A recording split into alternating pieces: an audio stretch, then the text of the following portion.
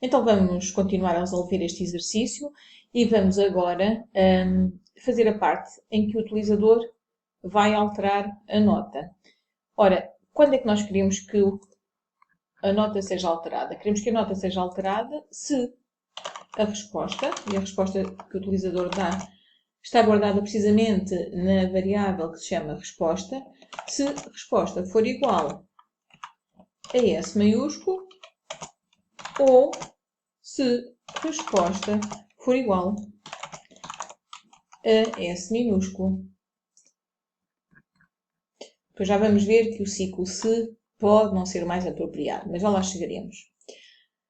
Portanto, se a resposta for uma destas opções, não se esqueçam que têm que colocar as aspas, não é? Porque os S aqui funcionam como texto, certo? Resposta é uma variável do tipo texto. Então, dizia ele que se a resposta for S maiúsculo ou S minúsculo, correspondente ao sim, significa que o utilizador quer alterar a nota. E então vamos colocar aqui um escrever, onde vamos perguntar ao utilizador qual a nota que pretende alterar. E vamos lhe dizer mais. Vamos lhe dizer para ele indicar a posição do estudante, uma vez que, quando as notas são inseridas, nós perguntamos ao utilizador ou dizemos ao utilizador para indicar a nota do primeiro estudante, do segundo estudante, do terceiro estudante e assim sucessivamente. Ou seja, queremos que ele nos indique se é a nota do primeiro estudante, do segundo, etc. Ok? Para isso, vamos então dizer para ele indicar a posição do estudante, digitando um valor entre 1, não é? Que corresponde ao primeiro estudante, e o máximo de estudantes que é dado, no nosso caso, pelo número de inscritos, não é? Foi como eu chamei, penso que é isso, mas temos que, a quantidade de inscritos. Quantidade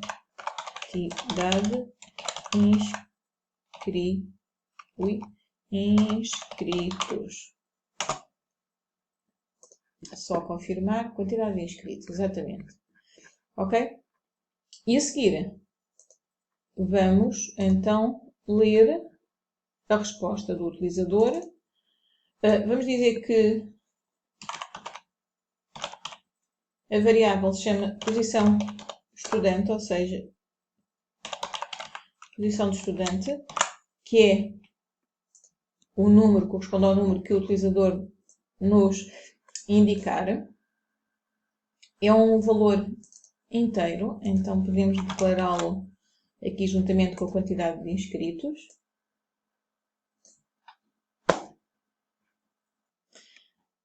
Atenção, porque a posição que for indicada pelo utilizador tem que ser então um valor entre 1 e quantidade de inscritos, certo? Ou seja, tem que ser validado este valor. Fica aqui um comentário para fazerem como TPC. Portanto, validar que este valor indicado pelo utilizador é um valor válido. De seguida, o utilizador indica qual é a posição do estudante ou qual é o estudante que pretende alterar a nota, do qual pretende alterar a nota. E agora vamos então perguntar, já estamos em condições de lhe perguntar qual é a nova nota, certo? Então vamos fazer isso, perguntar qual é a nova nota. Então aqui está, indique a nova nota. Escrever, a seguir vamos ler a nota que o utilizador agora introduzir. E onde é que vamos guardar? Ora, temos que guardar no vetor de notas. Aqui está. Porque é este vetor que guarda todas as notas. Em que posição? Vamos lá ver. Será na posição que ele nos deu? Ou seja, se o utilizador disser que quer a posição 1, o primeiro estudante, aqui tem que ficar a posição, esse valor? Reparem que não. Porque se o utilizador nos disser que é o primeiro estudante que pretende alterar, então significa que vai alterar, que queremos alterar a nota que está na posição 0, não é? Por causa do vetor começar, os índices do vetor começam em 0, não se esqueçam disso. Então o que eu quero alterar é a nota que estiver na posição estudante menos 1. E isto é a nossa instrução ler. E se o que é lido é uma nota, então essa nota também tem que ser validada, ou seja, a nota só faz sentido se for um valor entre 0 e 20, ou seja, mais um trabalho de casa para fazerem, validarem que a nota é uma nota válida. Então já coloquei aqui mais um comentário a dizer correspondente a mais um TPC a dizer que devem validar a nota introduzida para que seja um valor válido, garantindo que é um valor válido. De seguida, e de acordo com o enunciado que temos, o que nós queríamos era que no fim da nota ser alterada, queríamos voltar a mostrar as notas todas para ver se a modificação foi feita corretamente. Então vamos fazer isso agora. Coloquei aqui um comentário que diz precisamente o que eu vos acabei de dizer. Portanto, o ciclo que vamos fazer de seguida vai permitir validar ou verificar se realmente as notas foram todas alteradas corretamente. Ou seja, e agora o que é que eu quero fazer neste ciclo? Então, o que eu quero fazer neste ciclo é mandar escrever as notas todas como já fizemos anteriormente. Vamos só colocar aqui um escrever, onde vamos dizer que, na mensagem genérica, a dizer que as notas depois das alterações são as seguintes. E agora vamos mandar escrever as notas. Então, como é que vamos mandar escrever as notas? Num ciclo para idêntico, ou melhor, igual àquele que nós temos aqui em cima, não é? Onde já mandávamos escrever as notas. Então, vamos copiar este ciclo e vamos colocá-lo também aqui em baixo. Portanto, é um ciclo para, que vai de 0 até a quantidade de inscritos menos 1 e vai escrever todas as notas que estão armazenadas no vetor. Então, vamos verificar se está a funcionar como nós pretendemos. Vamos indicar o número de estudantes inscritos. Vamos pôr poucos, já sabem porquê. Vamos colocar, por exemplo, 5. Indica a nota do primeiro estudante, 15. O outro teve 12. O outro teve 14, o outro teve 1, o quinto estudante teve 6.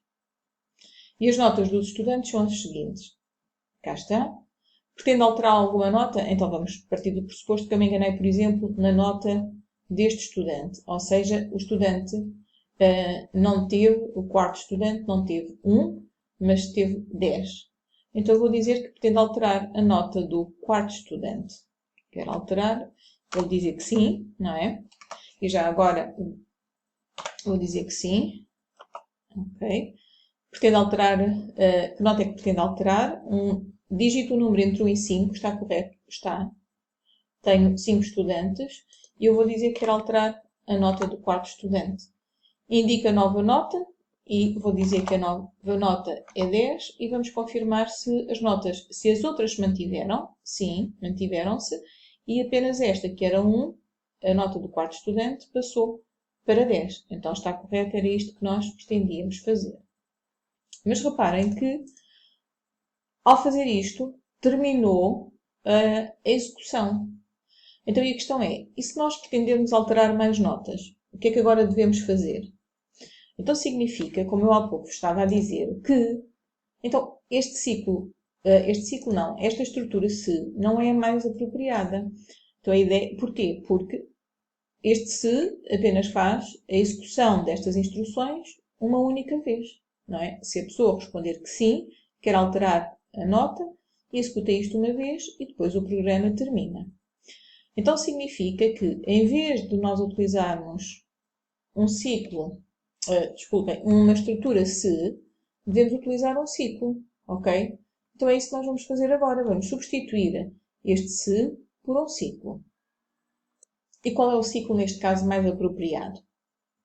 Então, o ciclo mais apropriado agora é um enquanto. Porque não o faça? Vamos pensar assim, porquê que não é um faça? Porque o faça ia obrigar a que estas instruções fossem executadas obrigatoriamente uma vez, pelo menos uma vez.